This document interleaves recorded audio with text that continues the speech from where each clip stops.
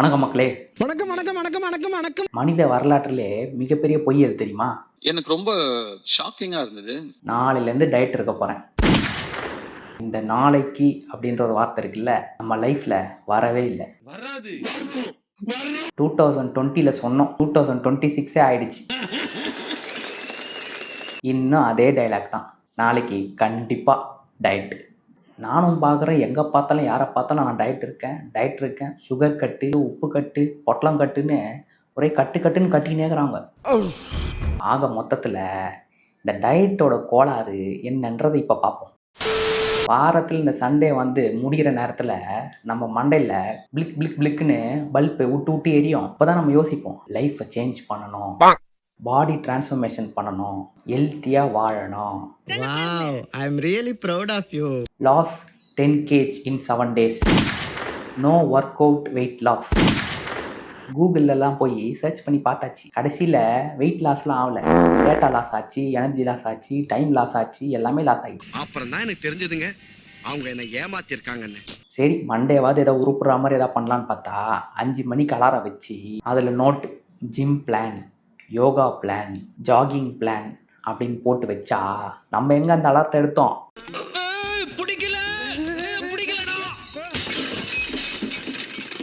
மண்டேக்குள்ளே ஒரு final decision ஓடிக்கிட்டே இருக்குது. Sleeping is important for health. அவ்வளோதான், டயட் ஸ்டார்ட் பண்ணது போஸ்ட்பாண்ட் ஆயிடுச்சு. சரி, அப்படி இப்படின்ட்டு மைண்டை கொஞ்சம் சேஞ்ச் பண்ணிக்கிட்டு காலையில் சாப்பிட்லான்னு போனால் கடைசியாக தோசை சாப்பிட்டுப்போம் அப்படின்ற ஒரு முடிவு எடுப்போம். ஆனால் அது லாஸ்ட்டுன்னு சொன்ன தோசை லாஸ்ட்டாகவே இருக்காது. அங்கே தான் ஸ்டார்டிங் பாயிண்ட்டே ஆரம்பிக்கும். இந்த டயட்டோட பெரிய எனிமி யார் தெரியுமா? இந்த பயவுள்ளைங்க தான். சும்மாவே இருக்க மாட்டானுங்க. நம்ம டயட்டில் ஸ்ட்ராங்காக இருப்போம், இந்த பயலுங்க ரொம்ப ஸ்ட்ராங்காக இருப்பானுங்க. அப்போ தான் ஒருத்தன் பீஸா ஆர்டர் பண்ணலாமா அப்படின்பா. நானே இல்லை ப்ரோ நான் டயட்டில் இருக்கிறேன் அப்படின்னு சொன்னால் ஆஃபர் போட்டுக்கிறான், buy 1 get 3 அப்படின்னு சொல்லி உஸ்பேத்தி விடுவான். மண்டைக்குள்ள இந்த டயட்டு தனியாக கதறிக்கிட்டு இருக்கோம். தலை சுத்துதுரா சாமி, தலையே சுத்துதுரா சாமி. சரி, என்ன பண்ணுறது, டுடே சீட் டே அப்படின்னு போட்டுப்போம்.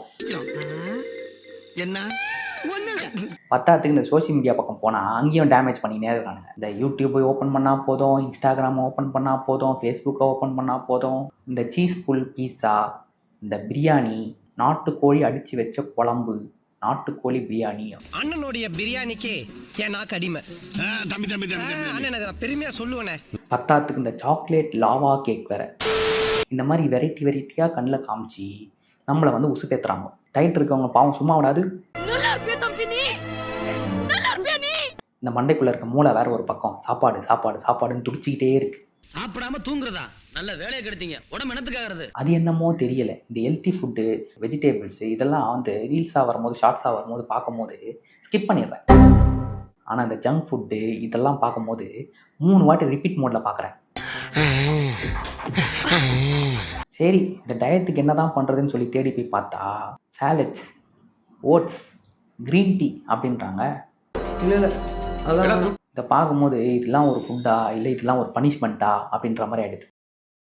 ஆனால் இந்த பிரியாணி மேலே வர மரியாதை இந்த சேலட் மேலே வரமாட்டேங்குதே. இந்த சேலடை பார்த்தாலே மூஞ்சி சேட் ஆகிடும். அதெல்லாம் போக வீட்டுக்கு வந்து ஈவினிங் ஏதாவது உட்காந்தா அப்போ தான் இந்த ஸ்நாக்ஸ் டைம் சொல்லி சாவடிப்பாங்க.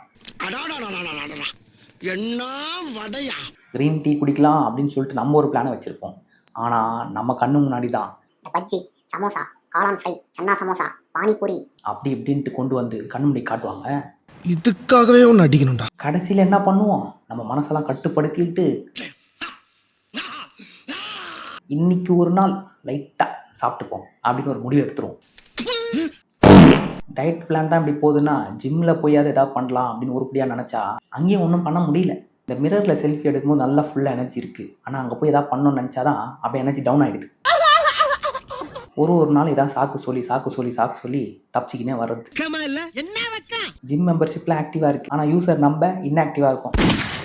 அப்படியே ஜிம்மு போய் ஒன்றும் பண்ணலனா கூட ஆனால் ஒரு விஷயம் மட்டும் பண்ணணும்னு தோணும். என்னதுன்னா வெயிட் செக் பார்த்துடலாமா? போகிறது 1 நாள் 2 நாள், அதுக்கப்புறம் 1 வாரம் கழிச்சு போய் வெயிட் பார்க்குறது. நம்ம மைண்டில் என்னமோ ஒரு 5 கிலோ குறைச்சிட்டோம்னு நினச்சின்னு இருப்போம். ஆனால் அங்கே போய் பார்த்தா தான் தெரியும் 1 கிலோ தான் குறைஞ்சிருக்கும். சில பேர் கிராம் கணக்கில் மட்டும் தான் குறைஞ்சிருக்கும். ஆனாலும் மனசை தேத்திக்கிறதுக்கு மிஷினில் ப்ராப்ளம் சொல்லிட்டு எஸ்கேப் ஆகிடுவோம்.